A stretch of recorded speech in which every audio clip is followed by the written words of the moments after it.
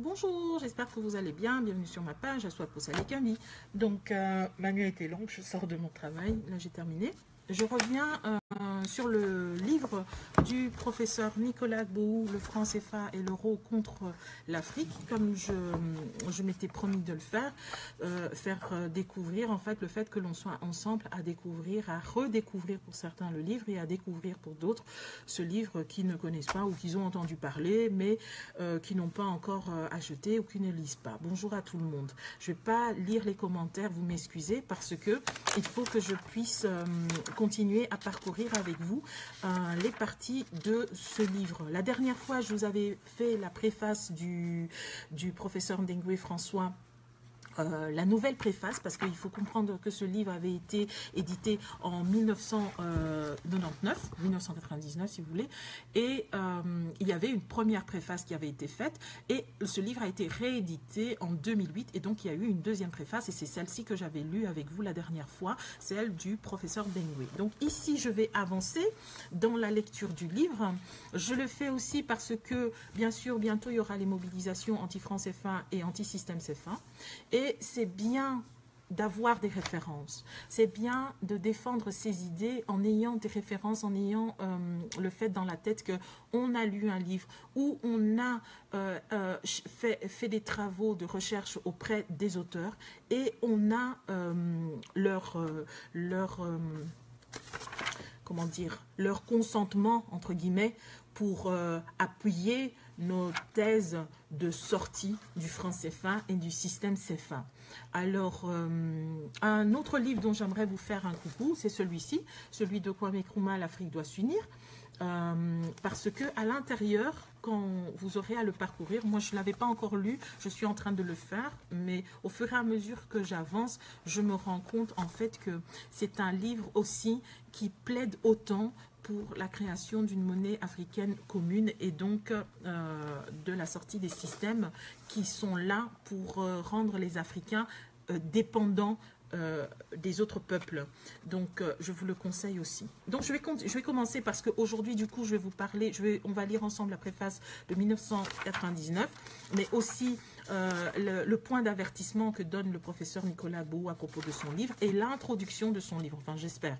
Là il est 12h20 chez moi et donc c'est pas que je cours après le temps, mais j'ai quand même travaillé depuis 24 heures et je dois rentrer chez moi. Donc alors j'y vais. Donc la préface de 1999 était en fait écrite par le professeur Grégoire Biyogo, qui est, je ne sais pas s'il est toujours, c'est bête, j'ai pas fait des recherches, mais du moins qui était le directeur de l'Institut Cheikh Anta Diop au moment où il écrivait cette préface le 19 décembre 1998. Alors, ce qu'il dit. L'ouvrage de Nicolas Gbou, le franc CFA et l'euro contre l'Afrique, est une contribution importante du point de vue des sciences économiques et politiques et des recherches actuelles sur le filianisme égypto-nubien et de l'Afrique noire. La thèse centrale ici est que les institutions et les règles de fonctionnement de la zone franc comme la monnaie unique européenne qui naît, c'est-à-dire l'euro, puisqu'on était, je vous le rappelle, le contexte en 1998, la thèse est que ces institutions-là ne profitent pas à l'Afrique. Bien au contraire, qu'elles comportent des contraintes énormes dans la finalité est de maintenir le continent africain dans la dépendance économique et politique. Donc d'emblée, il jette les dés pour vous faire comprendre en quoi consiste ce livre, à démontrer aux Africains pourquoi l'euro, pourquoi les institutions financières occidentales sont en fait un piège pour les États africains qui sont situés dans cette zone économique appelée les pays de la zone franc. Alors, sans doute, cette thèse avait-elle été soutenue naguère par d'éminents économistes d'Afrique. Cependant, jamais elle n'avait été aussi clairement et aussi complètement développée, non sans du reste fournir une série d'analyses et des matériaux techniques enrichis par les tableaux dont les données confirment la thèse de l'économiste. Alors, articulé autour de deux parties. Ceux qui lisent le livre, qui l'ont déjà lu, savent que ce livre a deux parties. La première partie, c'est de présenter en fait le franc CFA, les institutions du franc CFA, tout ce qui est sur les attributs de cette monnaie, quand on parle de la libre convertibilité, la libre transférabilité, pardon, les réserves de change sous forme de compte d'opération, etc. Donc en fait, la devise même, les 4 principes du franc CFA, et la première partie inclut aussi l'explication de la dévaluation de 1994 du franc CFA pour faire comprendre quels en étaient en fait les désavantages pour l'Afrique en apportant une explication et un cheminement dans la compréhension de ce processus. Et la deuxième partie consiste en fait à comprendre quelles sont les solutions, pourquoi on prône la sortie du franc CFA et quelles solutions on apporte. Ceci pour répondre à toutes ces personnes qui ont souvent tendance à venir dire « Ouais, vous voulez sortir du franc CFA, vous proposez quoi à la place? Ouais, vous voulez sortir du franc CFA, avec quelle solution? Ouais, vous voulez sortir du franc CFA, qu'est-ce que vous envisagez comme suite ?» Moi, je dis souvent que les gens qui posent ce genre de questions, ça prouve tout simplement qu'ils n'ont pas eu le temps de prendre le temps d'aller lire, se renseigner, se documenter auprès des personnes qui ont planché dessus. Vous vous rendez compte que ça, c'est le travail de quelqu'un, et pas seulement de quelqu'un, pas seulement d'un seul économiste. Ici, en l'occurrence, je parle du travail du professeur Agbourou, mais il y en a plein qui ont planché sur ce travail. Donc, s'il vous plaît, un peu de respect. Si vous ne connaissez pas le sujet, alors vous vous taisez, vous vous renseignez. Mais ne venez pas dire, ouais, vous voulez sortir du franc CFA pour donner quoi à la place ? Parce qu'en fait, quand vous posez cette question, vous paraissez même comme une personne qui ne s'instruit pas et qui ne cherche pas à comprendre, mais qui veut juste rester dans une sorte de carcan qui lui est favorable à son discours de défaitisme. Et ce genre de personnes, c'est souvent ceux-là qui s'attendent à ce qu'un bonjour apparaisse sur TF1, un Dominique Strauss-Kahn pour dire « Voilà, le franc CFA, c'est ceci, et ce que nous proposons pour la sortie du franc CFA, c'est ça. » Et qui n'ont jamais confiance en leurs propres économistes, qui n'ont jamais confiance en leurs propres scientifiques, qui ont planché sur la question et qui travaillent sur ce domaine. Je vais avancer parce que sinon, je ne vais jamais arriver à lire les différents textes. Alors, donc, articulé autour de deux parties, la structure du livre est binaire et évolutive. La première partie consiste à parler des institutions. En fait, le titre, la première partie, c'est les institutions et les principes de la zone franc. Et dans cette première partie, elle présente la BEAC, la BCAO, et en expose le fonctionnement en montrant avec force les contraintes constitutives de ces organes dont la neutralité apparente est balayée. Ainsi, on a l'exposé en fait des 4 principes de la libre convertibilité, de la fixité des parités, des comptes d'opération et plus encore de la fameuse libre transférabilité des capitaux. De même, le problème de la dévaluation du franc CFA est-il examiné pour trancher entre les deux populations antithétiques, à savoir la dévaluation croissance économique ou la dévaluation mécanisme d'appauvrissement. Et ça, vous le trouvez en fait dans le chapitre 3 de la première partie de ce livre. La seconde alternative s'avère beaucoup plus concluante, c'est-à-dire la dévaluation du franc CFA comme principe d'appauvrissement de l'Afrique. Enfin, les conclusions de cette première partie insistent sur la ruse des organismes financiers qui tiennent l'Afrique sous tutelle. En raison des errements actuels du continent, ces organismes sont dénoncés dans leur programme invariable et impitoyable de la paupérisation continue de l'Afrique et de l'enrichissement de la France et de l'Union européenne.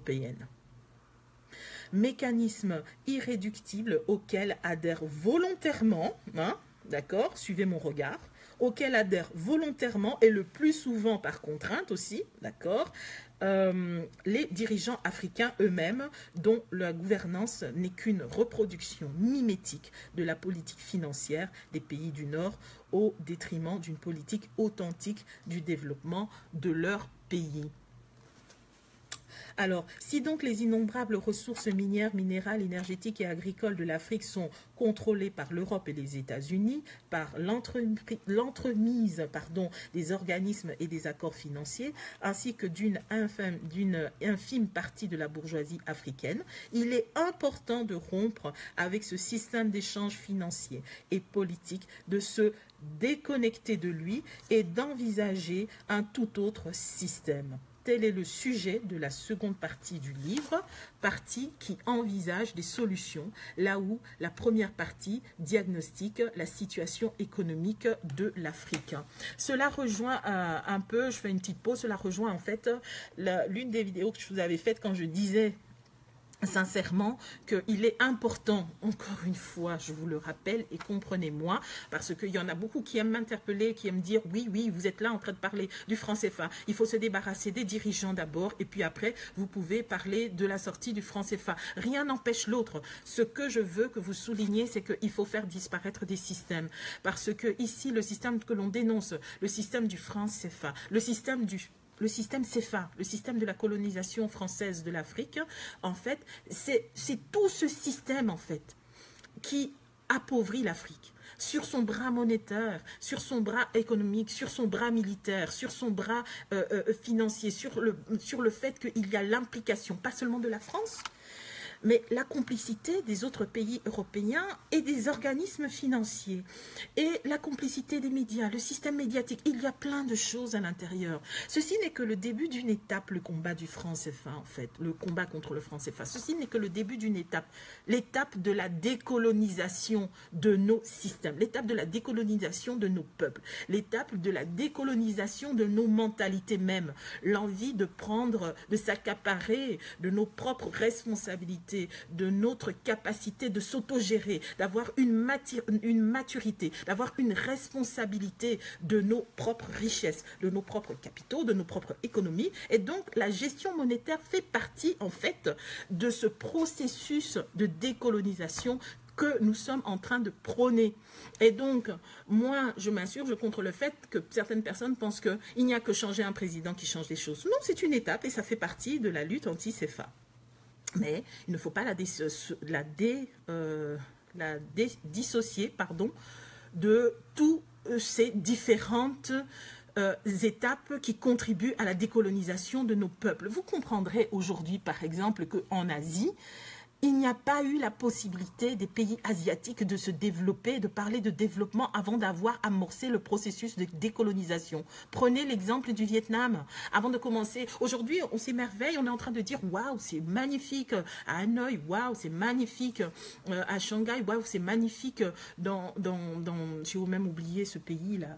C'est quoi l'Indonésie? Je ne me rappelle plus.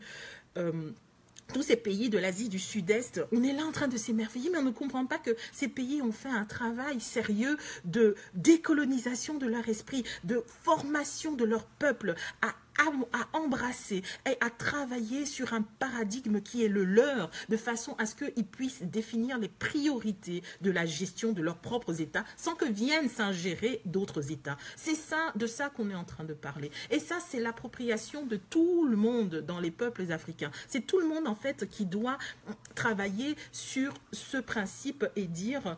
Voilà, nous, quand on dit qu'on lutte contre le franc CFA et le système CFA, le but, c'est en fait travailler sur la décolonisation des mentalités, la décolonisation de tous nos systèmes, la décolonisation de la gestion de nos biens qui doivent servir en fait au bien-être et au développement de nos propres populations. Je vais avancer parce que sinon ça ne va pas aller. Alors, un des aspects frappants de l'ouvrage consiste dans le recours au modèle de la souveraineté monétaire de l'Afrique et à celui du déploiement effectif d'une coopération sud-sud selon les sous-titres du livre. Là encore, on pourrait objecter que Kwame Nkrumah, Cheikh Anta Diop, Samir Amin, Tchudjong Poemi, prenant appui sur les résolutions de la conférence de Bandung et sur entre les pays du Nord et de l'Afrique, avait déjà envisagé cette solution et que de ce fait, le texte reprend la thèse connue ancienne.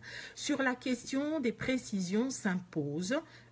Sur la question des précisions s'impose. Si l'affiliation des prédécesseurs est assumée, encore est-elle nommée dans l'économie des analyses, le fait nouveau est cependant de tenter une synthèse. Pardon, excusez-moi, je l'avais lu, j'ai pas mes lunettes avec moi, je les ai oubliées et donc je suis en train de loucher quand je lis, je m'excuse. Donc, est cependant tenter la synthèse originale en déployant 5 propositions décisives opératoires. Je vais devoir tenir le livre un peu de loin parce que j'ai du mal à bien lire les écrits de près.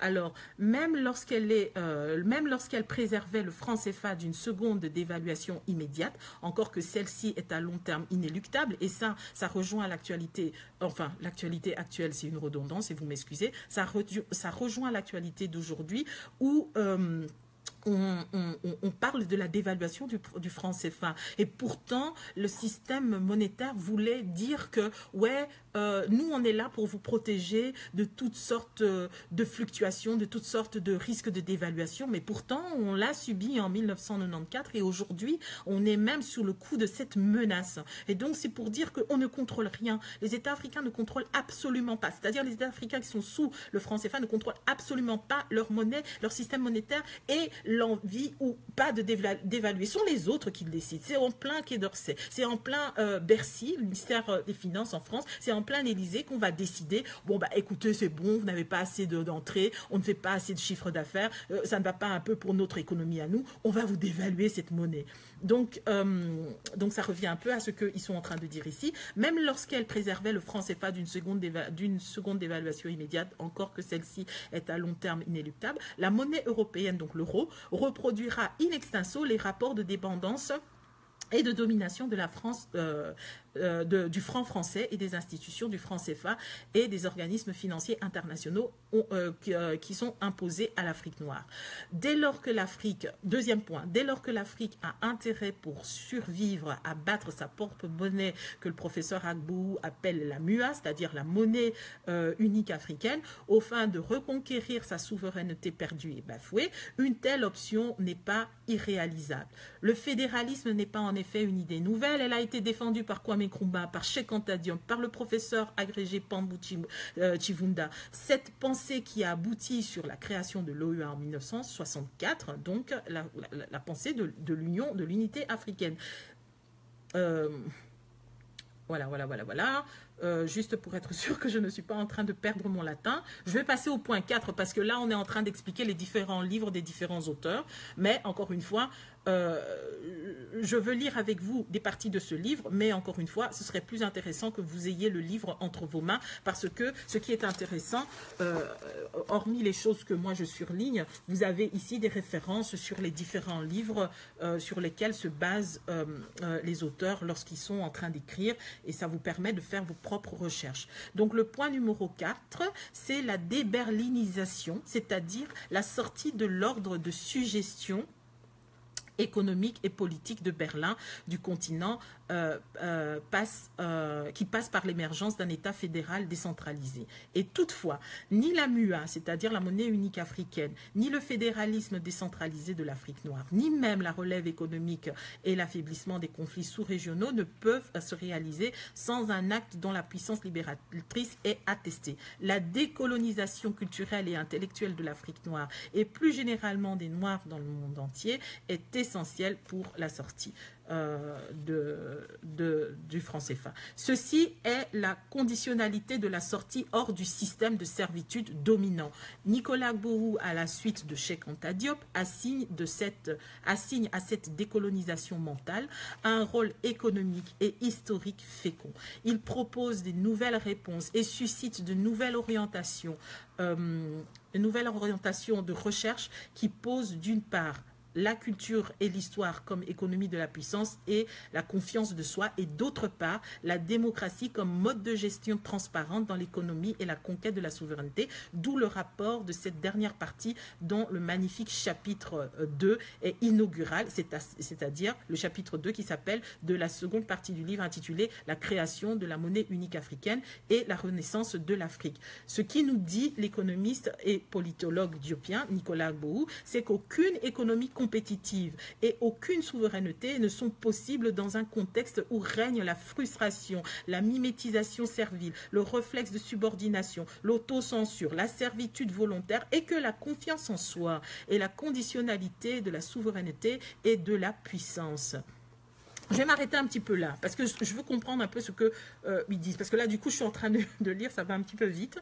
En fait, c'est une façon de dire, parce qu'il y a quelques jours, j'avais fait plusieurs publications où pour moi, il était essentiel de rappeler que la décolonisation mentale des populations, la décolonisation dans plusieurs systèmes, dans plusieurs parties qui régissent notre politique, notre culture, notre façon de vivre, est une condition sine qua non en fait pour la souveraineté en fait de notre politique monétaire, de notre politique, de nos économies, de notre façon de vivre en Afrique. Il nous faut décoloniser les mentalités, il nous faut décoloniser nos systèmes, il nous faut sortir de ce système de colonisation. Pourquoi? Parce que ça permet en fait de reconquérir cette humanité perdue, ça permet de reconquérir cette maturité, ça permet de reconquérir cette forme de responsabilité vis-à-vis de nos populations, de la gestion du bien public et de la gestion de nos richesses premières. Donc, c'est à ça que sert le combat de la sortie contre le franc CFA aussi et surtout. C'est d'aborder ce côté de la décolonisation de nos populations, de nos États, de nos gouvernements et de nos types de gouvernance. Je vais avancer. Donc, je vais avancer. Je ne sais plus où je me suis arrêtée.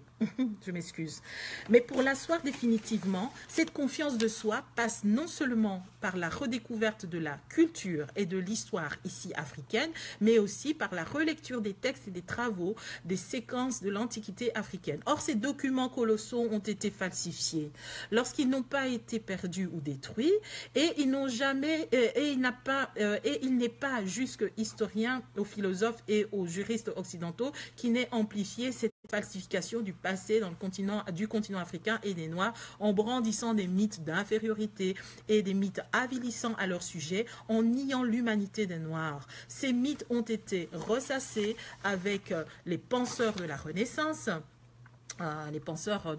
avec les idées conquérantes, et jusqu'au romantisme, gaulinisme et de l'hégélianisme doctrinaire et l'essentialisme à l'anti-humanisme nazi.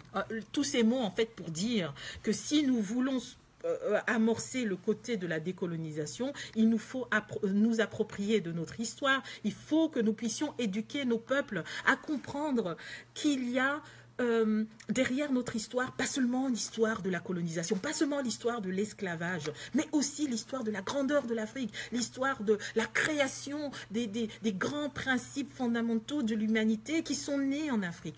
Un peuple qui comprend qu'il est un peuple fort, qu'il a eu une histoire importante, qu'il a eu une histoire forte, a plus confiance en soi et a plus confiance de se dire, écoutez, pourquoi je vais donner la possibilité aux autres de me gérer, de venir s'ingérer dans mes affaires, alors que moi, je descends des grandes personnes, je descends des grands royaumes, je descends des grands guerriers, je descends des grands défenseurs des principes de l'humanité. Nous qui avons eu la charte de Mandem bien avant la charte des droits de l'homme, nous qui avons eu des grandes constructions bien avant que d'autres aient bâti ce qu'ils avaient chez eux. Nous qui avons eu la création de l'écriture, la création de l'archéologie, de l'astronomie. Mais enfin, on ne peut pas demander à ce peuple qui a eu tout cet héritage culturel, économique, scientifique, d'être tout le temps sur la dépendance des autres pays. C'est nier son humanité, c'est nier sa présence, sa façon d'être, c'est nier son histoire, c'est nier la grandeur des ancêtres en fait. Et donc ça c'est un réel problème aujourd'hui des Africains. C'est pour cela que il fut un moment où sur mes publications vous aurez vu que je n'arrêtais pas de dire il faut décoloniser les mentalités africaines. Il va falloir faire un grand travail profond d'éducation dans nos écoles. Voilà pourquoi même nos programmes scolaires doivent être revisités. C'est important, c'est pas juste une question de se dire oui, on a eu tel roi, tel guerrier, telle reine, telle princesse. C'est aussi pour préparer les mentalités de nos futures élites, des générations futures, à se dire vous valez autant que les autres. Vous n'avez pas le droit de vous laisser marcher par les autres. Vous avez le droit de décider de votre propre destin, de prendre en main votre propre destin, parce que vous êtes aussi valeureux que les autres peuples. Je ne sais pas où je me suis arrêtée et je m'excuse. Mince, je ne sais pas où je me suis arrêtée. Je m'excuse. Donc, je m'excuse. Contrairement aux constructions idéologiques minorant l'Afrique, celle-ci est le continent le plus ancien de l'humanité dont les inventions sont demeurées inconnues. L'Afrique a vu naître la vie dans la région des Grands Lacs ainsi que l'homme moderne, l'Homo sapiens, il y a environ 150 000 ans. Par la suite, il a gagné les autres continents. Antériorité de la découverte du Nouveau Monde par les Africains. Paternité africaine de l'espèce humaine. Antériorité africaine de l'agriculture, de l'élevage, du coton textile vers 4500 ans avant notre ère au Soudan occidentale dans la région du Mandé, le fait de fumer le tabac venu d'Afrique, les contributions de l'Afrique noire dans la révolution industrielle européenne grâce à son coton ennobli, la désertification du Sahara explique la montée des Africains vers le nord du continent dans la région de la vallée du Nil pendant la période prédynastique, l'unification des deux Égyptes par Ménès, les penseurs grecs formés en Égypte comme Solon, Platon, en passant par Thalès, Pythagore, Hippocrate, Eudoxe, l'Égypte mère des arts, des sciences et de la civilisation, les témoignages des anciens, les inventions des Égyptiens, comme le calendrier de 365 jours, comme la doctrine de l'immortalité, comme l'extraction du fer dans le site de Méné, dans l'architecture de la plastique solaire, les sciences de la spiritualité, l'expansion d'Égypte organisée par Napoléon et par les savants français, dont Champollion, le jeune déchiffreur des hiéroglyphes et, soi-disant, le père de l'égyptologie vers 1822. Alors, du point de vue de la philosophie de l'histoire, ces schémas unidimensionnels qui... oh mon Dieu, je ne vois plus. Je suis trop vieille, hein, je suis désolée. Il me faut mes lunettes, mais je ne sais pas où je les ai mis. Ouh là là, j'ai la berlue. Où est-ce que je suis? Je m'excuse. Du point de vue de la philosophie de l'histoire, ce schéma unidimensionnel qui hypnotisait le destin de l'Afrique et le confinait à la répétition servile de l'autre du même, lorsqu'il ne s'agissait pas simplement de lui nier toute capacité à inventer l'histoire ou de lui dénier toute l'humanité qui est balayée, le dialogue avec les humanités égypto-nubiennes apparaît ainsi à la fois comme un nouveau paradigme et comme le lieu de la philosophie d'une économie de libération et de la liberté. Depuis les travaux savants africains, le professeur Cheikh Anta Diop, ici fort référent, cette orientation de la recherche offre le développement et les résultats féconds qui font reculer les préjugés séculaires et stupides au sujet de la théorie de la table rase d'une Afrique dont on savait au demeurant qu'elle était non seulement à l'origine de la vie de l'homme, mais encore de la civilisation et de la science et de la spiritualité. Si donc hier, l'argument de la mission civilisatrice propre aux Lumières, comment est-ce qu'on appelle ça? La période des Lumières, donc en France, mission civilisatrice, il faut qu'on aille civiliser ces pauvres sauvages, bref, je vous en passe. Donc, où est-ce que j'étais? À autoriser la justification de la colonisation. Aujourd'hui, l'argument retors consiste dans l'impératif catégorique de l'échange commercial entre les nations et la théorie de la globalisation, la mondialisation, qui opère, vêtue d'un visage humain, moins cynique, et pourtant qui est tout à fait pareil à ce que l'on a connu dans le temps. Cette nouvelle théorie justifie la présence militaire. Cette nouvelle théorie, c'est l'état de contrôle et le maintien des rapports hégémoniques des pays du Nord vis-à-vis de l'Afrique noire. Il n'y a que ça.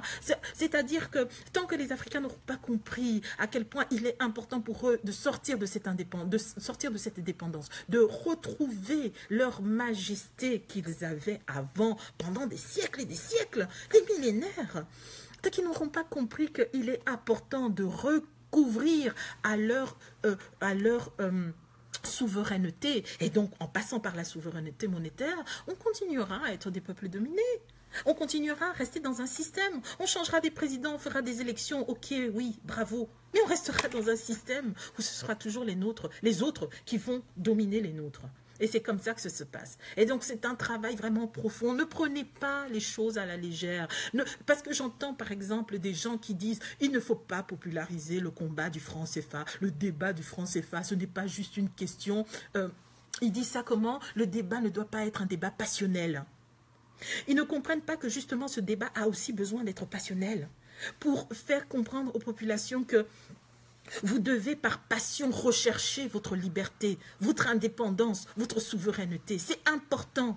Comment voulez-vous vous gérer? Comment voulez-vous comprendre qu'est-ce qu'il y a de bien pour vos populations quand vous n'êtes même pas capable de savoir en quoi vos peuples ont été capables de faire bien longtemps avant? Ça passe par l'histoire, ça passe aussi, oui, par la connaissance de l'histoire millénaire de nos peuples. C'est vraiment un travail important. Ne croyez pas que la question monétaire, c'est juste une question de chiffres, de échange monétaire, de système de change et de change de réserve. Toutes ces théories, oui, qui sont vraies, mais qui ne doivent pas, dans cette histoire de sortie du franc CFA, ne doivent pas être que primordiales. Il y a plusieurs autres aspects qui doivent être autour du problème du combat du franc CFA, pour faire comprendre qu'il y a une nécessité urgente, un problème, un combat humain, en fait, tout simplement. Hein? Où est-ce que j'étais?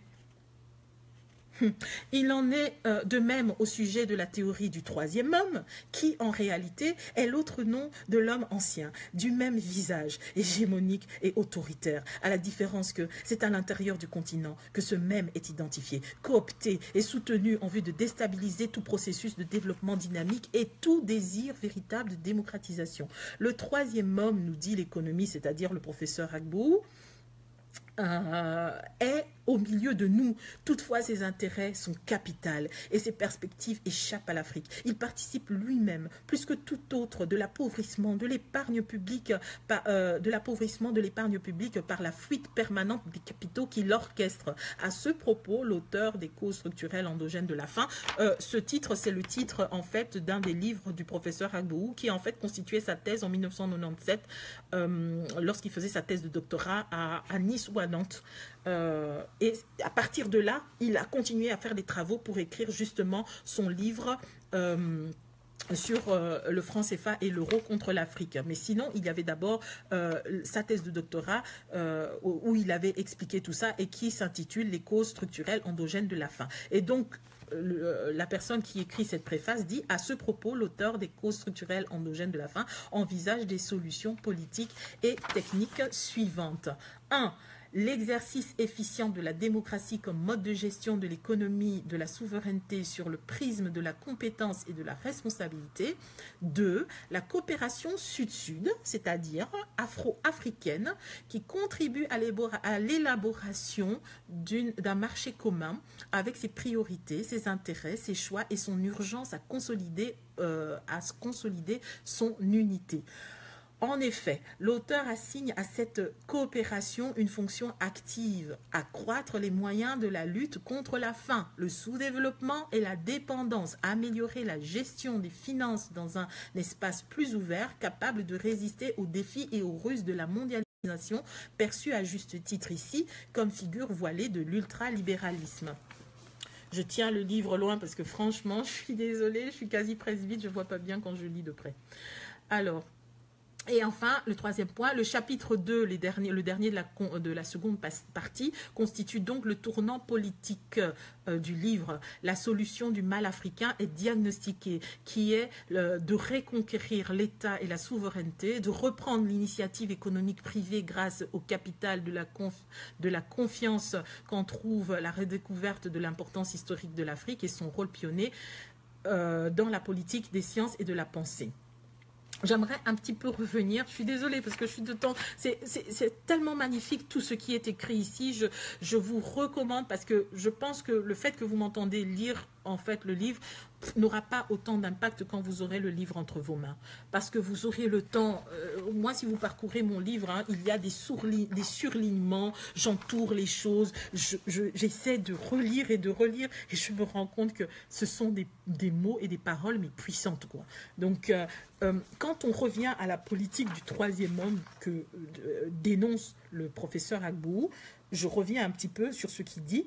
Il dit: le troisième homme, nous dit l'économiste, est au milieu de nous. Toutefois, ses intérêts, son capital et ses perspectives échappent à l'Afrique. C'est exactement ce qui se passe avec les multinationales.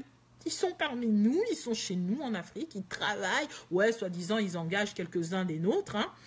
Mais au fond, leur fuite des capitaux, tout est organisé grâce à ce système pour permettre à ce qu'ils puissent pomper les richesses et les rapatrier sans problème ailleurs, dans le système pour lequel ils travaillent réellement et pour lequel ils travaillent réellement. C'est ça la politique du troisième homme. Un autre qui apparaît et qui dit qu'il est là pour votre intérêt, mais qui au fond n'est là que pour chercher son intérêt et rapatrier son intérêt à taux de 100%, si possible, le plus possible, en payant le moins possible des impôts, si possible, même en ne les payant pas.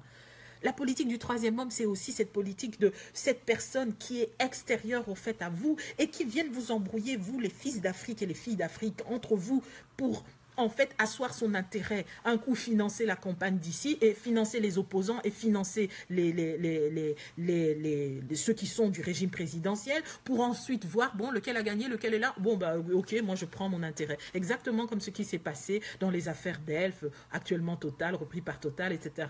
La politique du troisième homme, c'est aussi cette politique qui, à cause des multinationaux, sont là pour tout faire pour éviter à ce qu'il y ait l'entente et l'unité africaine. Ça arrange bien les gens, comme par exemple des compagnies comme des Bolloré, qui viennent négocier pays par pays pour l'acquisition des ports chez nous en Afrique. Mais imaginez-vous si nous, on avait un État fédéral uni en Afrique, lesquels se permettraient de venir appeler ici les Camerounais, appeler ici les Ivoiriens, appeler là-bas les Gabonais, appeler là-bas les Congolais et leur donner des gages ici et là en fonction des personnalités qu'ils ont face à eux, lesquels se permettraient de faire ça si on avait un État fédéral uni africain, un État qui permettra à ce qu'il n'y ait pas d'intermédiaire. On discute entre nous, les relations Sud-Sud, Afrique-Afrique, et il n'y a pas un troisième homme qui vient se mêler à l'intérieur. Vous voulez discuter? Ok, on se met à table. Nous tous, on est là, on représente les intérêts du pays,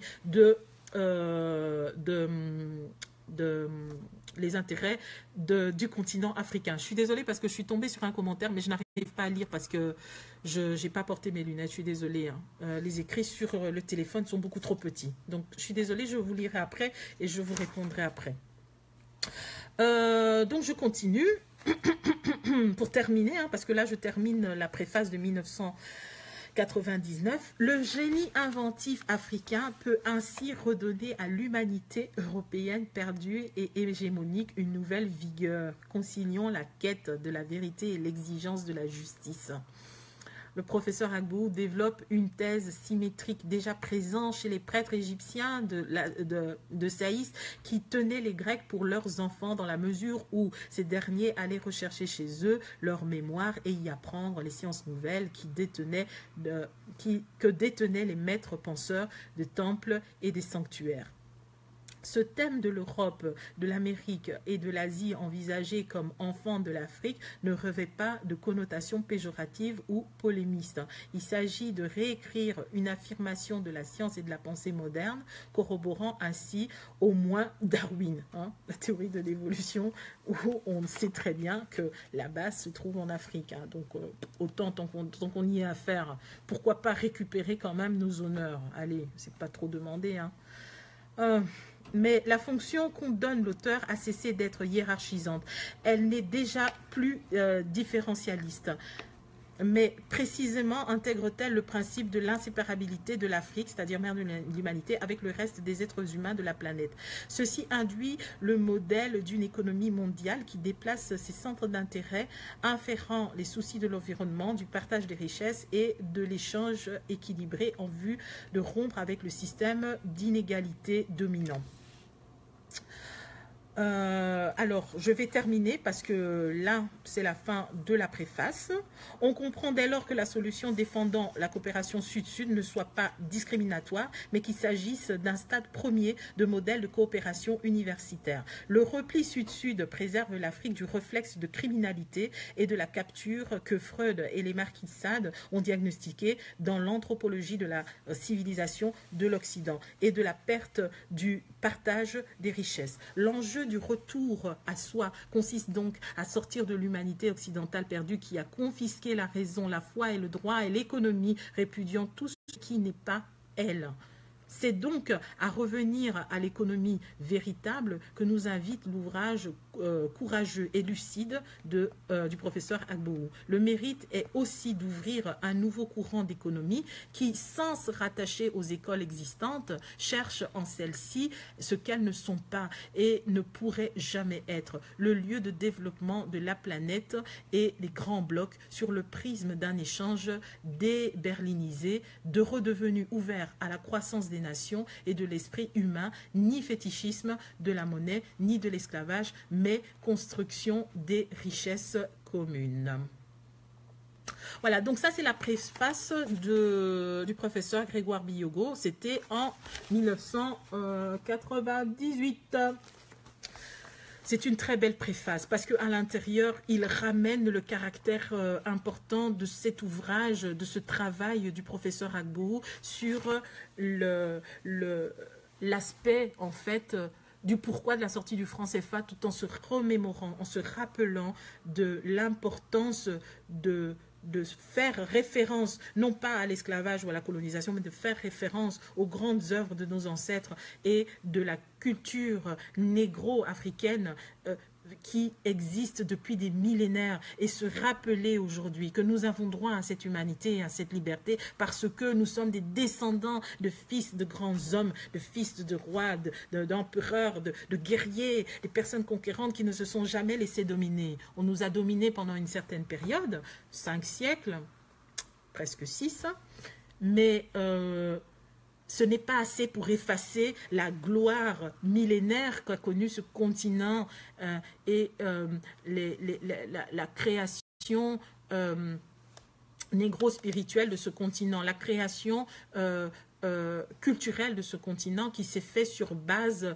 d'éléments glorieux, moi je vais dire tout simplement. Donc ça c'est ce que moi je retiens de cette préface et je vous l'invite à aller la lire. Maintenant, donc il est 12h57, je ne sais pas à combien de temps j'ai commencé, je ne sais pas à combien de temps je suis dans cette vidéo.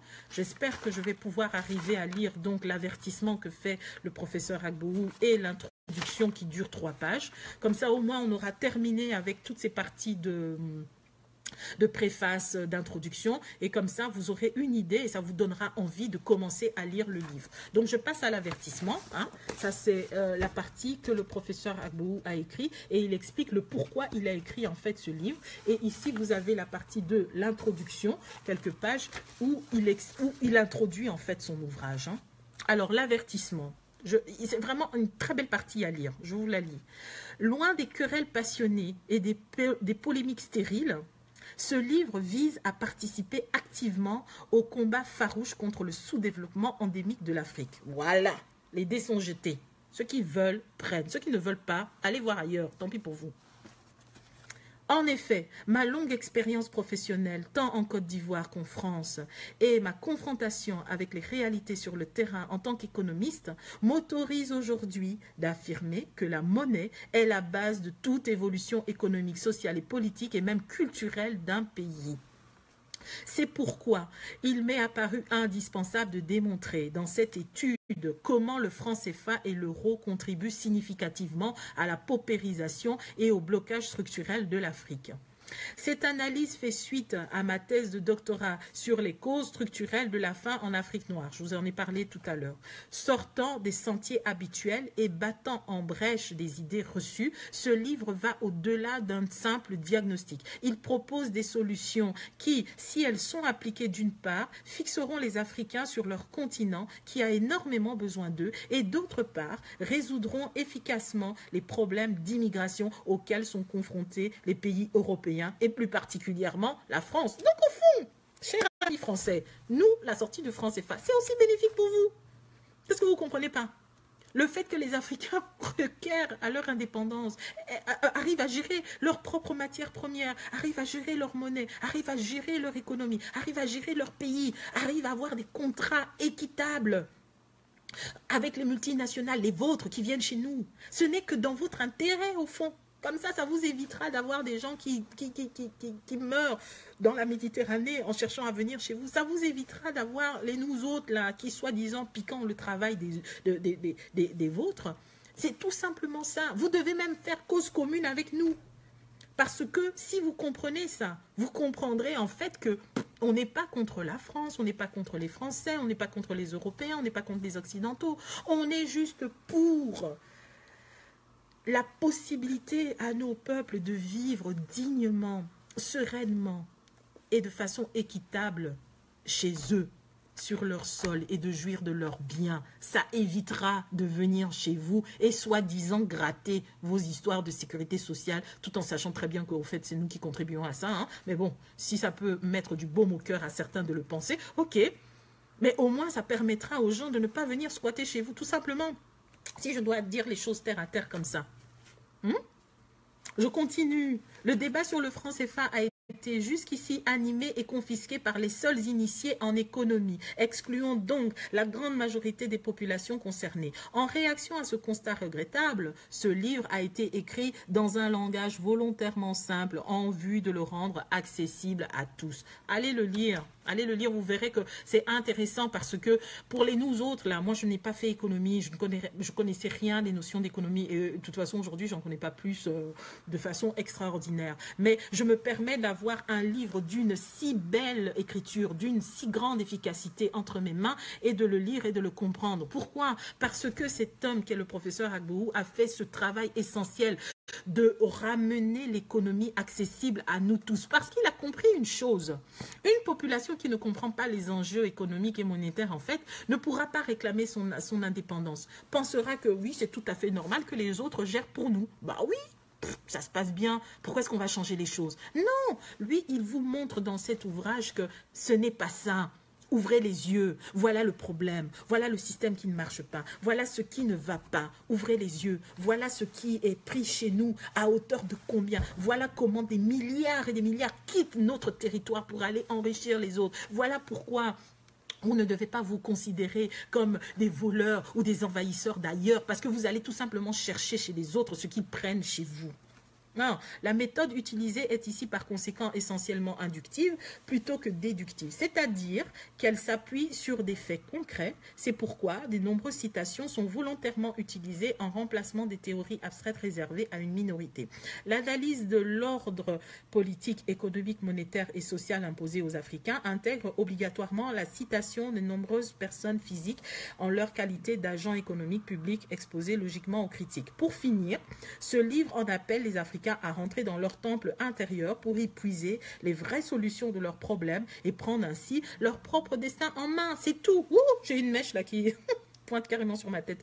C'est tout. Le but, c'est tout simplement dire: vous êtes responsable de vos vies, vous êtes responsable de vos économies, vous êtes responsable de vos pays. Prenez votre destin en main et gérez vos pays. Ne laissez pas les autres gérer vos pays et venir dire devant eux: notre monnaie est bien, ça se porte bien, vous gérez bien notre monnaie, vous êtes gentil de nous laisser un petit peu d'argent, prenez les 50% là, c'est pour vous, vous savez tellement bien gérer parce que vous êtes les meilleurs gestionnaires du monde, voilà, voilà, voilà. Donc, non. Ce livre est là pour rappeler aux populations qui le lisent et qui, elles, en le lisant, transmettent le message aux autres que nous sommes capables de nous diriger. Nous sommes capables de faire face à nos propres défis, à nos propres problèmes. Nous sommes capables d'être la solution à nos propres défis, à nos propres problèmes. Donc ça, c'est l'avertissement que je viens de lire. Il est déjà 13 h chez moi et donc il me reste à terminer les 3 dernières pages et puis après je termine et je vous libère. Donc ici, on passe donc à l'introduction de ce livre et c'est l'introduction donc écrite par le professeur Agbourou lui-même. Alors, c'est magnifique. Depuis le 1er janvier 1999, 99 pour les autres, l'Union européenne a une monnaie unique appelée l'euro. Celle-ci complète le marché unique de l'Europe communautaire réalisé en 1993 après un long processus. Après cette intégration économique et monétaire, tous les échanges entre les pays européens membres s'effectuent désormais sans aucune entrave, car les derniers obstacles monétaires ont été balayés par l'avènement de l'euro, c'est-à-dire que les échanges entre les pays membres sont identiques à ceux qui s'opèrent entre Paris et Cannes, par exemple. Il en résulte que l'euro est un outil puissant dont l'Europe occidentale s'est dotée pour jeter les bases solides de la formation des États-Unis, entre guillemets, d'Europe, qui a pour but et qui, du fait de leur poids commercial, économique et politique, s'impose au monde. Grâce à son euro fort et stable, l'Europe espère d'une partie se faire le centre d'attraction de l'épargne étrangère indispensable à la validité de son économie et d'autre part, contester parallèlement l'hégémonie du dollar dans les transactions commerciales et mondiales. Donc là, il explique un peu l'euro, qu'est-ce que c'est l'euro, pourquoi l'euro a été créé, comment il a été créé, parce que ici, quand vous voyez le début de la page, vous avez plusieurs petits sous-titres par ici avec des références. Quoi, ce sont des références. On vous parle un peu de l'historique, de la création de l'Union européenne, peut-être pas de l'Union européenne, donc de l'euro, mais qui rentre dans le cadre de l'Union européenne, avec la création des États charbon et d'acier, Belgique, Pays-Bas, Luxembourg, et puis après à l'extension avec la création de la communauté économique européenne avec 6 pays, France, Italie, je sais plus, hein, France, Allemagne, Italie, Belgique, Pays-Bas, Luxembourg, et puis après, on continue, on montre un peu l'historique. Bon, bien, d'autres personnes viendront dire, ouais, ben vous voyez, hein, les autres se sont construits intelligemment, hein, ils ont fait les trucs pas à pas, hein, ils ont fait les choses étape par étape, hein, vous voulez seulement sortir comme ça du franc CFA, et puis sans pour autant réfléchir. Non, arrêtez-moi ces discours. J'ai horreur de ce genre de discours qui a toujours tendance à vouloir se comparer aux autres comme eux étant les référents d'eux. Vous devez rester dans votre paradigme. Votre affaire, c'est une histoire différente de la leur. Eux, ils se construisent. Ils n'ont pas vécu la colonisation d'autres États. Chez vous, il y a la colonisation. Il y a des peuples qui vous dominent, qui font de la suprématie, qui font de la domination, qui font de la colonisation, qui font que vous devez être toujours en bas pour les satisfaire à être toujours en haut. Donc, c'est forcément que votre mode de fonctionnement et votre mode d'action devra être différent. Ne commencez pas à dire, nous aussi, on doit faire comme les autres, on doit aller étape par étape, on doit réfléchir, on doit faire d'abord année par année, et gna. Ça, ce sont des choses que je n'ai pas envie d'entendre. Vous avez des priorités. La priorité actuelle, c'est de sortir de la colonisation. C'est de sortir de la domination d'un peuple sur le vôtre. C'est de dire, on est fort et on veut l'égalité, d'être capable de gérer ce qui nous revient de droit. C'est tout. Donc, même si vous avez un mode de fonctionnement d'un groupe, vous pouvez le lire et comprendre comment ça s'est fait et se dire, ah tiens, eux ils ont procédé comme ça, intéressant, c'est comme ça leur histoire, ouais, chez eux c'était comme ça. Mais ça ne veut pas dire que vous devez faire du copier-coller. Arrêtez ces histoires de copier-coller, constitution copier-coller, les lois copier-coller, code civil copier-coller, code du travail copier-coller, code de pénal copier-coller. C'est quoi? Apprenez à fonctionner avec votre paradigme. C'est ça qu'il faut. Sortir de la colonisation et se dire, bon, maintenant qu'on a fait table rase, qu'on est sorti de la colonisation, qu'est-ce qu'il nous faut pour construire des États forts, pour construire des États qui seront bénéfiques au bénéfice de nos populations, pour que nos populations s'épanouissent? Qu'est-ce qu'il faut? Parce que le refus de le faire, c'est comme si c'est un refus de grandir, un refus d'être responsable, un refus d'être mature, un refus de prendre en main son propre destin. Un peu comme, hein, on dit en France, les tanguis, c'est-à-dire les enfants là, qui ont 40, 45 ans, qui vivent toujours chez papa, maman, ils ont un salaire, et puis ils viennent donner à papa et maman, papa paye tout, lui donne l'argent de poche, il paye les factures, l'électricité, le gaz, l'essence du mois, etc. Maman repasse les habits, elle arrange tout, elle note même les agendas, le rendez-vous. Ah, mon cher fils, ah, ma chère fille, tu auras rendez-vous tel jour à tel mois, n'oublie pas d'aller chez le dentiste, n'oublie pas d'aller chez le médecin traitant, n'oublie pas que tu as ton rendez-vous là-bas, n'oublie pas de renouveler le contrat à la banque. Hein. Et toi, tout ce qui te reste à faire, bah, c'est ton argent de poche et dire, bah, je vais acheter moi un paquet de chewing-gum, bah, je vais acheter des tennis, quoi. Bah, je vais acheter une nouvelle chemise, bah, c'est intéressant, je vais acheter, je sais pas, tel truc. Tu n'as aucune responsabilité des affaires, ça ne t'intéresse pas de rentrer dans le domaine économique, dans le marché financier avec les autres, te battre coude à coude. Toi, tu attends juste que les autres gèrent et puis après, tu vas venir dire, notre monnaie est une bonne monnaie. Oui, nous, on sait gérer. Chez nous, c'est bien. Notre monnaie est stable. Merci, maître, tu nous stabilises la monnaie. N'importe quoi, là. Alors, je continue, hein, parce que sinon, je vais jamais finir l'affaire. Je sais plus où je m'étais arrêtée. Moi aussi, ma bouche, là, elle parle trop. Attendez. L'euro permet donc à l'Europe occidentale de s'adapter rapidement aux exigences de la mondialisation qui se caractérise par la constitution des grands blocs socio-économiques à l'échelle sous-régionale, régionale et même continentale. L'euro en favorisant l'unité économique et politique des peuples européens, se révèle un vecteur de paix, de démocratie et de strict respect des droits de l'homme sur le sol de ce vieux continent, dont le rayonnement séduisant dans le monde est envisageable à moyen terme. Cependant, les rapports entre les différents pays sont nécessairement intéressés et en général antagonistes. On rappelle, un pays n'a pas d'amis, il n'a que des intérêts à défendre, disait avec raison le général de Gaulle. On peut donc se demander légitimement si l'euro peut contribuer efficacement au décollage socio-économique des pays africains de la zone franc, les PAZF, qui hier étaient liés à la seule France et qui aujourd'hui sont liés à toute l'Europe communautaire par des accords de coopération monétaire hérités de la colonisation.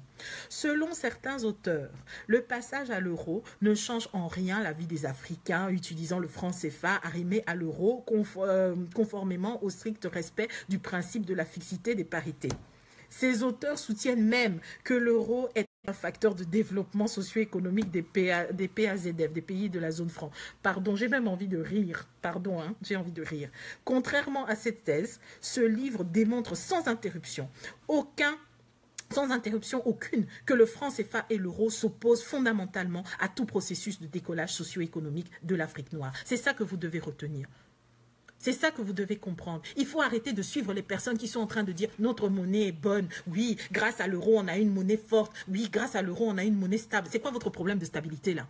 Toujours à dépendre des autres. Être le train derrière une locomotive. Toujours à penser que ce que les autres font, c'est de meilleur. Et de venir inculquer ça à vos populations, devant des télévisions, devant des caméras, sans honte. Je ne cite pas les noms, hein, suivez mon regard. C'est quoi cette affaire? En effet, hier comme aujourd'hui encore, l'Occident et singulièrement l'Europe ont un besoin vital des richesses immenses africaines pour se construire. C'est qui ne connaît pas l'affaire là? Qui ne connaît pas? Et vous venez dire, le franc CFA, c'est pour l'intérêt de l'Afrique. Pour l'intérêt des autres qui ont besoin de vos matières premières, qui ont besoin de rapatrier leur argent totalement chez eux pour s'enrichir. C'est pas pour vous. Arrêtez ça. Une citation tellement importante, je vous en prie, retenez cette citation. D'ailleurs, je vais la publier sur ma page.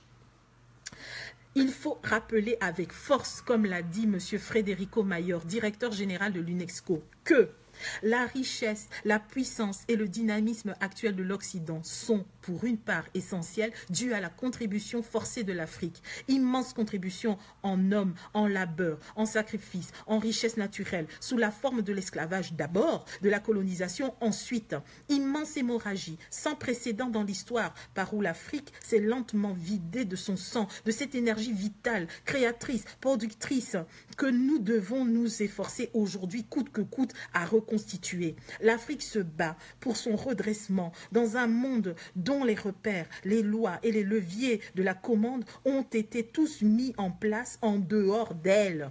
Elle doit apprendre à se mouvoir entre ses repères et assumer ses lois, à utiliser ses leviers en même temps qu'elle reprend possession de son histoire, qu'elle explore ses propres voies démocratiques et ses priorités de développement, qu'elle cherche à rassembler les moyens matériels et techniques de sa renaissance. Magnifique citation. Et après, avec ça, vous venez dire devant les gens, oui, le franc CFA, c'est bien, on est bien d'être colonisé. C'est cette façon de dire, hein, on est bien dans notre colonisation, on est stable. C'est comme des gens qui disent, nous, on est bien chez le maître, on mange, on est stable. On ne veut pas sortir de là parce que on ne sait pas de ce qui nous attend dehors. On risque d'avoir des périodes de disette, on risque d'avoir des périodes de croissance, on risque d'avoir des périodes de recul. Mais comment vous voulez apprendre à sauter si vous ne vous jetez pas dans un bain? Et puis de toute façon, à l'étape où on est, où on est tellement bas, vous vous rendez compte que les 15 pays africains là, qui sont sous la domination CFA, ce sont les plus pauvres de la terre, les plus pauvres. Hein?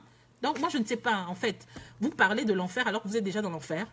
Vous parlez de la pauvreté alors que vous êtes déjà dans l'extrême pauvreté. Vous parlez du risque de vous perdre alors que vous êtes déjà perdu depuis longtemps. Mais dans l'environnement économique international actuel dominé par la recherche inlassable de la maximisation des intérêts légitimes des pays, qui ne sont pas des associations caritatives, la renaissance de l'Afrique ne peut être réalisée que par l'Afrique elle-même. Pendant les dernières décennies, les gouvernements africains et leurs partenaires internationaux ont multiplié les déclarations de principe sur l'industrialisation et le développement du continent et de ses membres. Le bilan contrasté de la coopération Nord-Afrique, c'est-à-dire les pays du Nord et de l'Afrique, montre que ces déclarations porteuses d'espoir se sont révélées en pratique des catalogues de bonnes intentions, tout à fait utopiques et démagogiques. Ces déclarations ont en plus eu l'effet pervers d'empêcher l'éveil de la conscience des peuples noirs d'Afrique dans la lutte acharnée contre les supports de nouvelles formes de domination étrangère qui bloquent actuellement le décollage socio-économique de cette partie du monde. C'est exactement ce que je vous expliquais quand je disais, voilà, c'est comme des tanguis là qui vivent chez leur maman. Du coup, quand vous êtes là, vous êtes conforté par le fait que c'est d'autres qui gèrent vos avoirs, c'est d'autres qui gèrent votre monnaie, c'est d'autres qui gèrent votre économie. Bah, oh, pourquoi on va se battre, hein? Après tout, on est à l'aise, hein? On n'a pas besoin de faire des calculs, on n'a pas besoin de s'enquiquiner. Après tout, on fait semblant quand même, mais de toute façon, la décision finale, c'est eux qui la prennent. Donc, c'est bon, ça va. On n'a pas besoin de se battre de ça. Non, c'est pas ce qu'il faut faire. Alors, je reprends mon livre loin parce que je ne vois plus bien. On sait que les économies asiatiques, en revanche, c'est ce que je vous disais tantôt, donc, c'est parce que j'ai lu le livre, hein, c'est pas que je suis hyper intelligente, c'est juste parce que j'ai lu, c'est tout. On sait que les économies asiatiques, en revanche, ont commencé à s'épanouir après s'être débarrassées au préalable des vestiges du colonialisme qui les avait saccagées et ruinées. Contrairement aux dirigeants politiques d'Asie et d'ailleurs, les premiers leaders africains semblent être les seuls au monde à ne pas avoir compris qu'aucun pays ne peut réellement se développer sous le joug colonial. Ils sont les seuls à croire que leur continent, tant convoité par ses richesses naturelles et pour son espace vital, peut être reconstruit harmonieusement avec l'aide significative et désintéressée de leurs anciens maîtres. Il n'y a que les Africains pour croire que ce sont les autres qui sont là pour vous aider, pour vous donner de l'aide, pour écrire des choses pour votre bien, pour faire des plans d'ajustement structurel pour votre bien, pour faire des prêts pour votre bien, pour venir vous construire des métros qui coûtent des milliards et des milliards pour votre bien. Il n'y a que les Africains qui sont là. Oui, c'est bon, on est bien. C'est cette zone-là, on est pour nous bien. On ne va pas sortir de là. Le maître a pensé pour nous. Qu'est-ce qu'on est bien? Bravo, youpi, yaou. Ah, où est-ce que je m'étais arrêtée? Ils sont les seuls à prétendre nourrir décemment leur population à l'aide des denrées alimentaires importées dont ils n'ont pas les moyens financiers. Le continent africain, le continent qui importe en masse tout. Même les déchets des autres, même la poubelle des autres. Même les habits seconde main, tout, ça vient d'ailleurs, c'est chez nous. Et on est content, on est bien. On est bien, on est content. Oui, maître, on est bien dans ta plantation. On est tellement bien. Tu nous nourris tellement bien. Même avec les petits os là que tu as laissés qui étaient destinés aux chiens, tu nous les donnes. C'est bien, on est bien comme ça. L'essentiel, on est bien, on est dans ta maison. N'importe quoi. Ils sont les seuls à penser que le développement social... Je vais arrêter de faire des commentaires, c'est pas bien, parce que je ne dois pas dénaturer le livre, c'est quand même quelque chose de sérieux. Mais bon, c'est plus fort que moi, je suis désolée. Mais promis, je vais arrêter de faire des commentaires, je vais lire une bonne fois, et puis ça me permettra d'avancer et qu'on se puisse se libérer. Ils sont les seuls à penser que le développement socio-économique de leur pays respectifs peut être suscité à l'extérieur et concrétisé grâce à la main-d'œuvre étrangère et sans la participation véritable des compétences nationales. Cette façon de concevoir le plan de développement a justifié, après les indépendances de 1960, l'appropriation par les leaders africains de l'héritage du système colonial dont les effets pervers constituent aujourd'hui la pauvreté permanente et la faim endémique qui ravage les peuples de cette partie du monde. Donc vous comprenez vraiment que la colonisation et par la suite le néocolonialisme sont les causes réelles de l'appauvrissement de notre continent. Et ces armes de cette néocolonisation sont celles qui s'appliquent aujourd'hui pour faire perdurer ce système. Donc, la reconstruction véritable de l'Afrique noire passe obligatoirement par la parfaite identification et le démantèlement préalable de tous les systèmes coloniaux qui, maquillés aux couleurs de l'ère nouvelle, perdurent et affament davantage l'Afrique en empruntant les structures multiformes. Et vraiment, moi, je vous dis, il faudrait qu'on ait des livres comme ça que l'on puisse éditer, que l'on puisse... résumer le plus possible et les faire apprendre dans nos écoles. Il est important. Vous voyez l'effort immense qu'a fait le professeur Agbourou dans son livre, de permettre à ce que ce livre soit accessible à tout le monde. Le travail des Africains que nous sommes, des relayeurs que nous sommes, c'est de permettre maintenant que ce livre qui nous a été accessible soit aussi accessible à nos populations, aux populations qui sont reculées dans nos villages, aux populations qui sont sur les bancs de l'école, aux populations qui sont sur les bancs de l'université. On doit interpeller nos économistes qui sont encore récalcitrants et leur rappeler, parce que de toute façon, il faut comprendre, comme j'avais lu une publication ce matin par exemple, qu'aujourd'hui ce sont les économistes qui sont censés jouer le grand jeu dans le combat du franc CFA.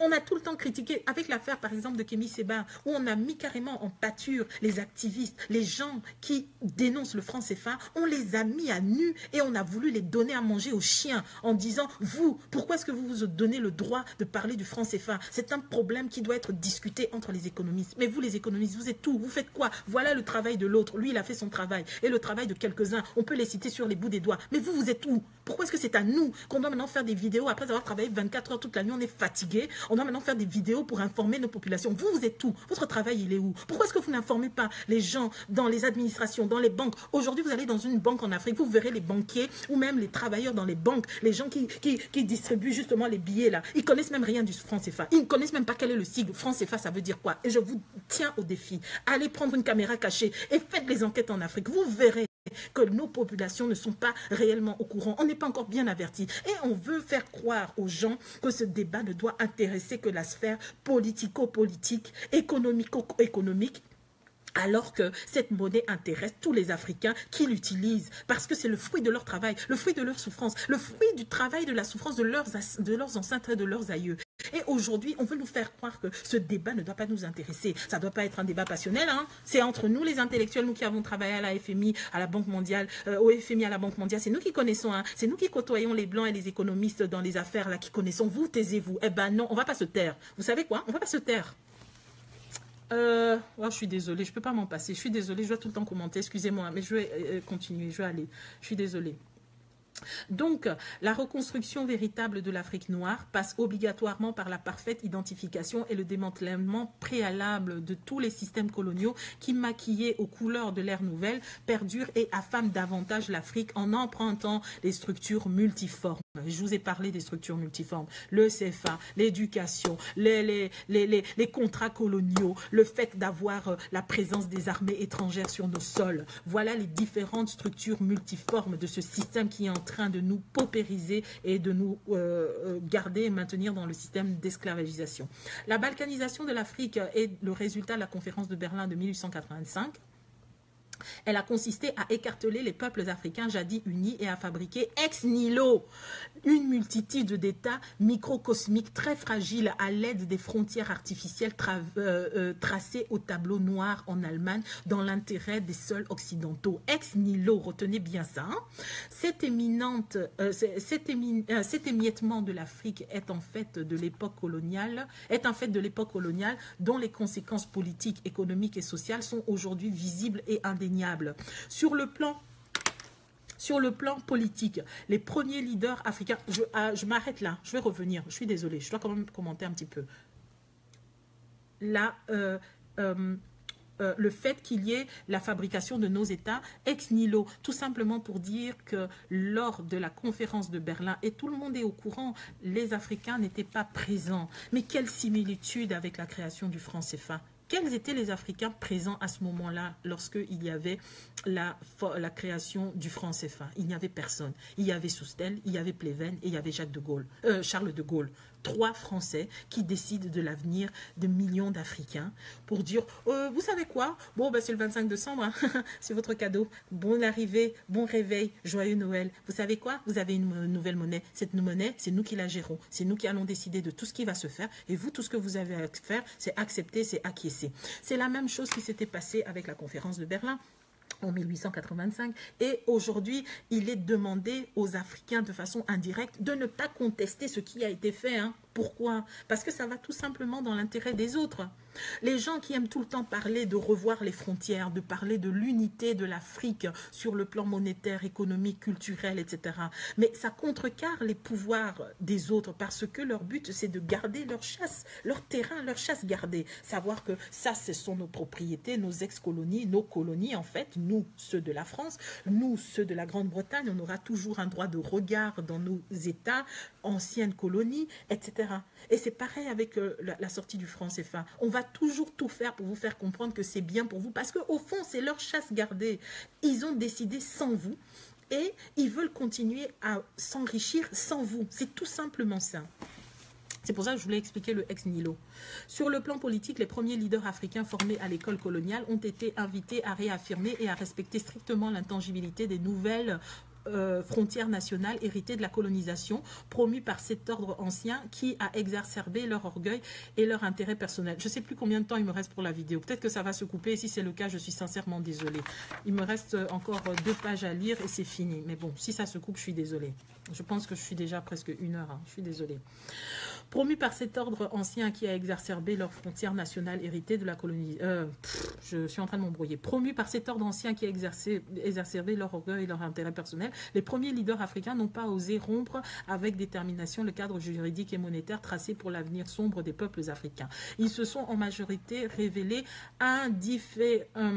antifédéralistes conformément aux injonctions des puissances étrangères qui n'ont pas lésiné sur les moyens pour écarter du pouvoir par tous les moyens les quelques rares élites fédéralistes ou panafricanistes.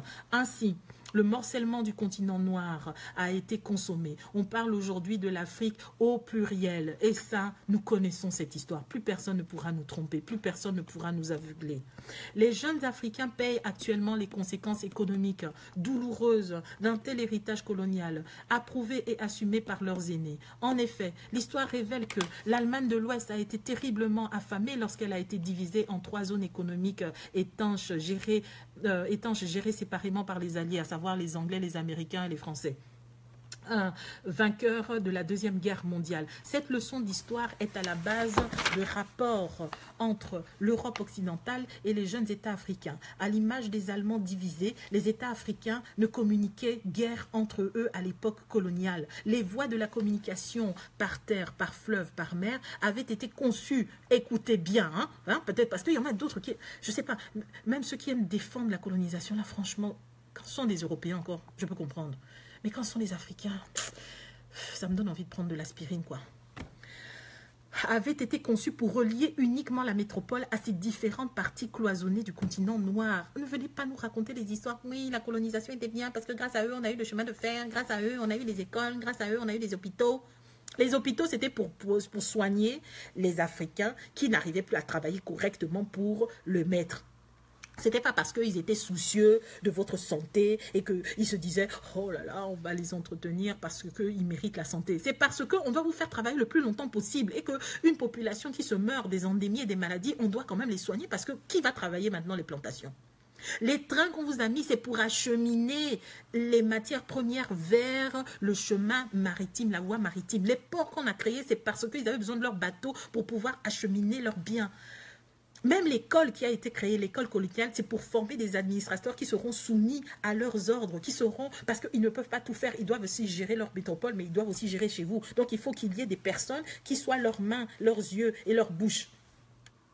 Mais quand même, il y a des Africains qui sont là, oui, on a tout créé, c'était pour notre bien, c'était pour notre bien. Et quand eux, ils nous disent qu'on doit payer pour ces biens-là qu'ils ont construits, soi-disant pour nous, on est d'accord, oui, c'est normal, on doit payer l'impôt colonial. Ouais, je continue, sinon ça ne va pas aller. Oh, je ne sais plus où je me suis arrêtée. Je ne sais plus, peut-être que je vais sauter, je suis désolée, mais allez lire le livre alors dans ce cas.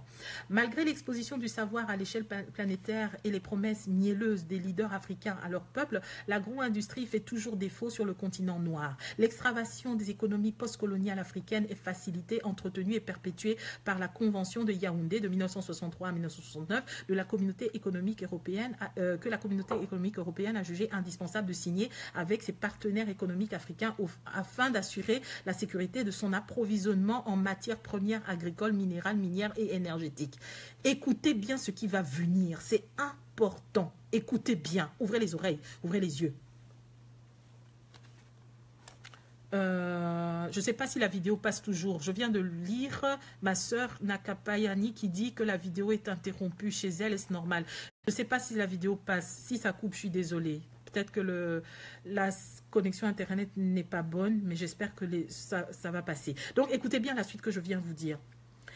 Cette convention signée au Cameroun, qui a été dénommée successivement les accords de Lomé et de Cotonou, dont l'extension est l'ACP, c'est-à-dire Afrique, Caraïbes et Pacifique, est aujourd'hui appelée, écoutez, hein, APE, ou accord de partenariat économique.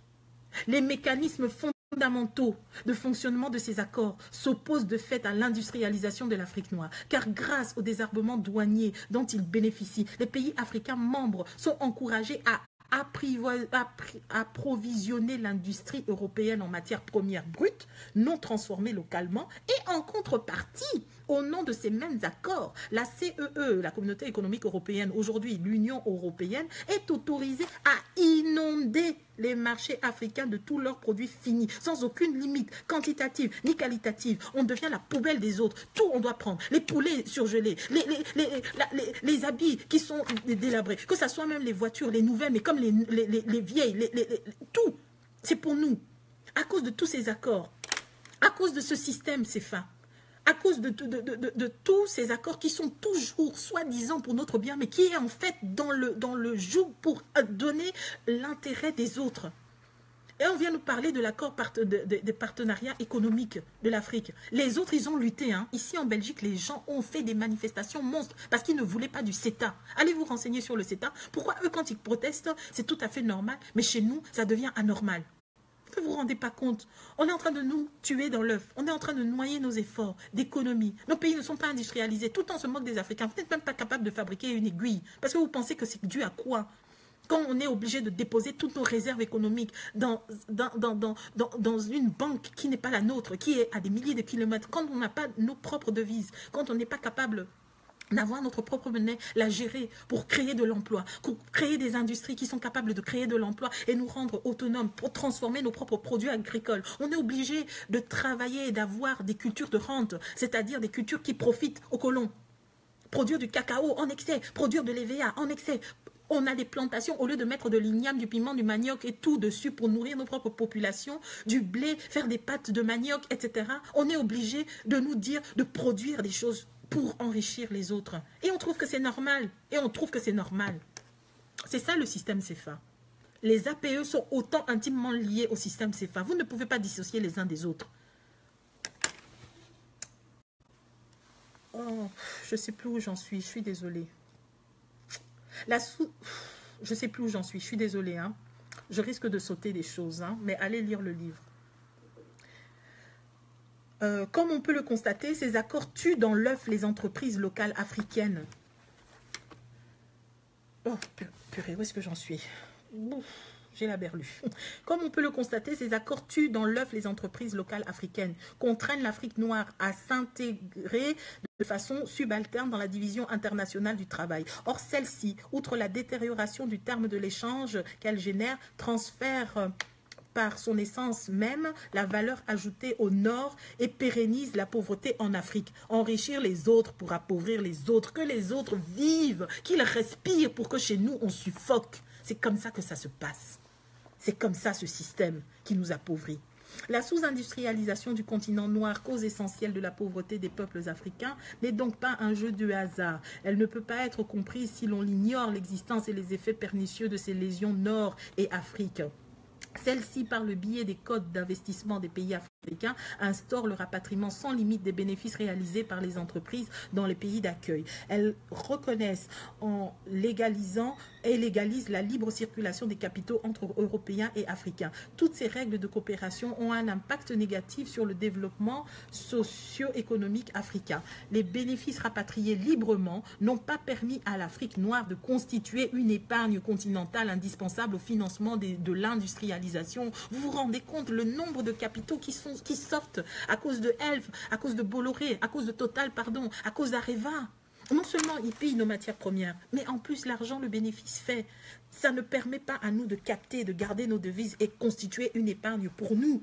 On nous dit que oui, vous avez votre argent dans les comptes d'opération, mais l'argent qu'il y a dans les comptes d'opération, ce sont des milliards. Et quand vous mettez les milliards dans une banque, déjà quand vous mettez par exemple 1 million, admettons que vous mettez 100 000 € dans une banque qui dort, vous ne travaillez même pas cet argent. L'argent est seulement là dans une banque.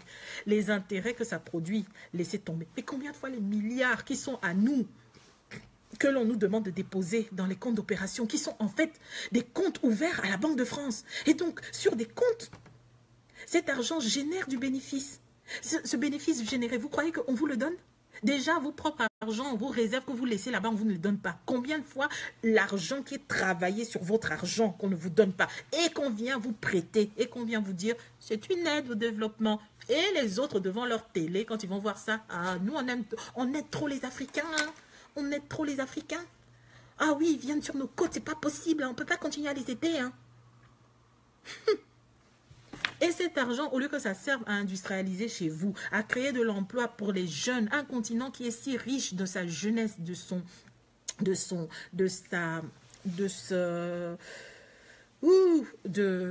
sa puissance humaine, n'est pas capable de subvenir aux besoins de cette jeunesse en lui offrant du travail.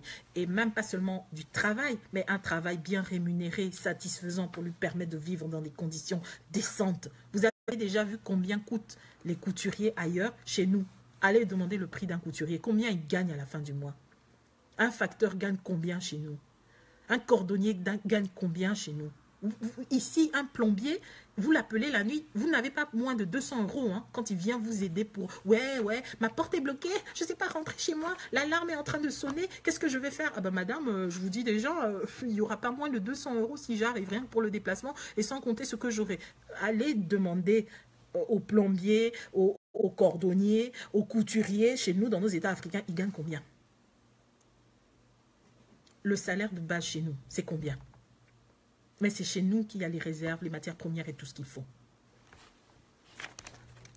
Alors, je ne vais jamais finir la page. Hein. Il ne reste plus qu'une page. Je vais essayer. On va y arriver. On essaye.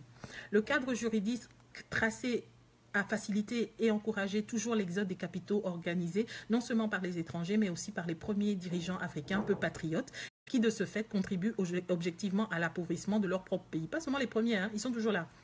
Dans le cas particulier de l'Afrique francophone, l'ordre ancien s'est maintenu intact en empruntant la répression monétaire, c'est-à-dire que les chefs d'État africains ont volontairement renoncé à leur droit régalien, celui de battre leur propre monnaie. Pour de multiples raisons économiques et socialement non fondées, du moins à notre avis, ils ont préféré garder le franc des colonies françaises d'Afrique. Et répétez-le, ce n'est pas les francs de coopération, je ne sais pas quoi, c'est le franc des colonies françaises d'Afrique, que ça reste dans votre tête. Il faut qu'on ait un langage commun, il faut qu'on ait un vocabulaire commun. Ce vocabulaire-là ne doit jamais changer. De la même façon que les mainstream médias ont toujours des vocabulaires bien précis quand ils parlent de l'Afrique. Vous aussi ayez votre vocabulaire qui ne change pas. Ne venez pas que quand les gens viennent vous dire oui, c'est le franc des communautés financières d'Afrique, vous dites non, c'est le franc des colonies françaises d'Afrique, point. Et ça ne va pas changer. C'est ça, c'est la colonisation qui continue chez nous. Qui est une sous-monnaie du franc français. De ce fait, la France, en tant que puissance protectrice, a statuairement le droit de regard sur les économies et les politiques des pays de la zone franc. Les Africains continuent de payer très exactement comme à l'époque coloniale un lourd tribut consécutif à l'usage du franc CFA. La présente étude montre que contrairement aux idées très répandues et aux théories spéculatives souvent chargées d'émotions, la zone franc est une source d'appauvrissement, de misère et de sous-développement des pays africains membres. Le cœur saigne, hein? Ça fait mal. En général, toute banque centrale est un établissement public. Elle est chargée de définir la politique économique et sociale du pays. Il en résulte que la France, à travers la banque centrale qui gère le franc CFA, influence directement le niveau de vie moyen imposé aux Africains francophones utilisant sa sous-monnaie. Sa sous-monnaie, hein, c'est pas autre chose, c'est sa sous-monnaie. Contrairement à d'autres anciennes colonies, la plupart des pays africains, après avoir acquis leur indépendance politique, renoncent de fait à celle-ci par le rejet de leur souveraineté monétaire, sans laquelle aucun développement socio-économique harmonieux et durable ne peut être envisagé. J'ai la bernue, j'ai mal, les yeux souffrent. Hein. Ouf. Les pays nouvellement industrialisés d'Asie n'ont pas eu besoin de recourir au tutorat monétaire de leurs anciens colonisateurs pour décoller économiquement. Étant entendu que l'indépendance monétaire est l'une des conséquences logiques majeures de l'indépendance politique acquise, en refusant d'assumer pleinement sa personnalité monétaire, l'Afrique de la zone franc renoue avec la dépendance et le sous-développement permanent. Le Nigeria, immense pays qui n'utilise pas la monnaie de l'ancienne puissance coloniale, a un niveau de vie de loin supérieur à celui de n'importe quel pays africain francophone. Aucun territoire au département français, Guadeloupe, Martinique, Nouvelle-Calédonie, Mayotte, Guyane, Wallis et Futuna, peuplé majoritairement de Noirs, ne peut tenir avantageusement une comparaison socio-économique avec le Nigeria. Cette observation montre que l'Afrique noire devrait se débarrasser au préalable de toutes les structures coloniales modernisées, si tant est qu'elle veut réellement vaincre la faim et le sous-développement qui perdure et sous-entend des guerres ethniques ou tribales telles qu'au Congo-Brazzaville par exemple. Coucou, c'est nous. Il faut aussi souligner que l'Afrique noire a du mal à décoller économiquement parce qu'elle souffre essentiellement de la politique du troisième homme. Je vous l'ai expliqué tout à l'heure, mais on revient. La politique du troisième homme. Celle-ci consiste pour les puissances étrangères à utiliser les Africains peu patriotes pour appauvrir et affamer leurs concitoyens. Retenez la politique du troisième homme. Et ayez un livre, ayez un cahier, écrivez, notez. Prenez pour vous ce que vos économistes, vos imminents intellectuels panafricains vous disent. Et ayez le même vocabulaire à côté. Ensemble, on doit avoir le même vocabulaire. On ne doit pas nous tromper. Parce que demain, quand vous serez appelé sur des plateaux de télévision ou quand vous serez interpellé, souvent je vois dans les commentaires, quand nous on fait nos publications, on a 2-3 personnes qui arrivent là. Oui, mais vous savez, c'est comme ça. Hein? Oui, on sait très bien que ce sont soit des Français ou bien des Occidentaux, quoi, ou bien des Africains qui travaillent pour le compte des Occidentaux, qui viennent polluer les conversations et qui sont là pour chercher à vous distraire ou pour chercher à vous faire parler pour qu'à la fin vous puissiez douter. C'est ça la politique du troisième homme. Et chercher aussi à utiliser les plus faibles pour contrer ceux qui ont une idée bien fixe et qui disent ça ne va pas changer, c'est comme ça. C'est aussi ça la politique du troisième homme. C'est chercher à s'entremisser entre les relations entre les Africains et chercher les Africains les moins patriotes pour dénoncer comme ce que l'on a vu au Sénégal, la honte de l'humanité aujourd'hui qu'on voit au plein 21e siècle, qu'on est capable d'expulser un enfant, un fils d'Afrique pour aller ailleurs et le remettre dans la main du maître. Maître, tiens, voilà, c'est pour toi. Prends, Bouana, prends, juge-le. Et châtie-le même.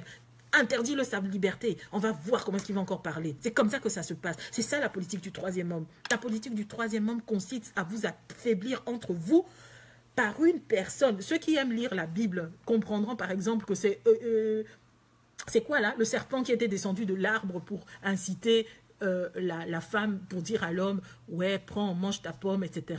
C'est comme ça. C'est ça la politique du troisième homme. C'est celui qui n'a rien à faire dans votre relation et qui vient vous susurrer des mots et qui vient dire, fais ça, c'est pas bon, vas-y, fais ça.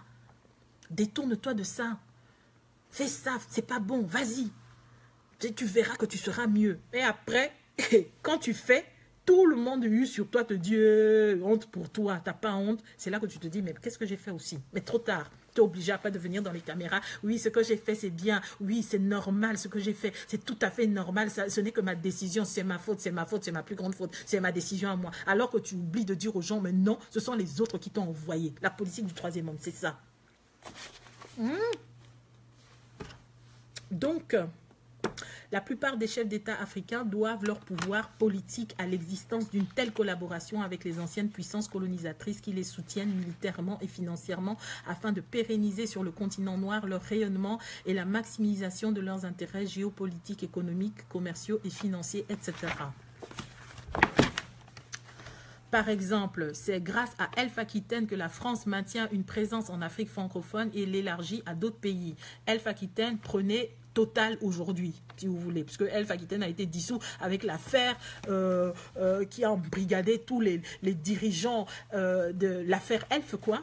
Pour ceux qui suivent un peu les histoires de la France-Afrique, et donc Total a racheté Elf Aquitaine, Elf, mais au fond, c'est toujours la même chose qui reste. Ça reste la multinationale, le bras armé financier multinational de la France pour venir vous détourner et qui vient jouer donc la politique du troisième homme. Et pas seulement ce genre de multinationale, mais il y a aussi Areva, il y a aussi Bolloré, il y a aussi toutes ces multinationales alors qui viennent prendre vos matières premières ou vos biens les plus précieux comme les ports d'Afrique, parce qu'on sait qu'à travers les ports rentrent les armes, rentrent les denrées, rentrent les commerces venus de l'extérieur. Quand vous donnez ça aux autres, que les autres gèrent, ne vous étonnez pas qu'il y ait de l'ingérence dans votre politique. Ne vous étonnez pas que l'on vous tient à la corde et on vous dise que vous devez décider et travailler comme ça. C'est comme ça que ça se passe. Hein?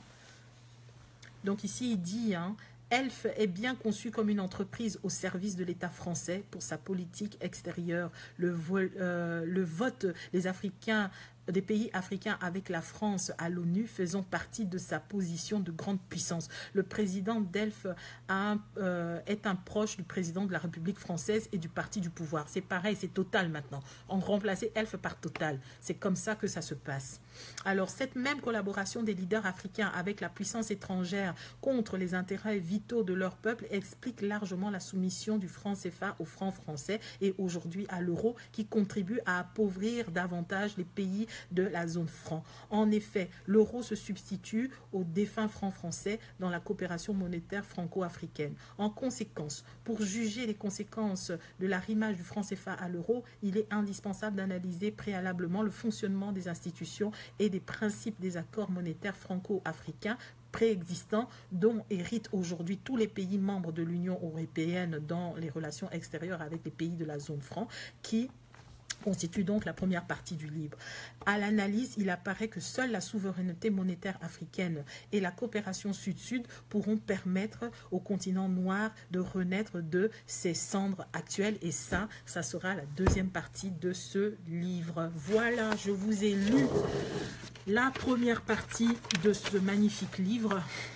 L'introduction, l'avertissement, les dédicaces, si on veut dire, peut-être pas les dédicaces, mais les préfaces en fait de 1998 et de 2008 avec François Ndingwe. Mais ça, c'était une autre vidéo. Vous pouvez chercher dans mes publications et vous verrez ces anciennes vidéos. Mais la première fois, j'avais mal fait parce que ça se coupait tout le temps et je suis désolée. Je vous avais promis que je ferais une vidéo où on ne s'interrompt pas. On va du premier moment où on lit jusqu'au dernier moment.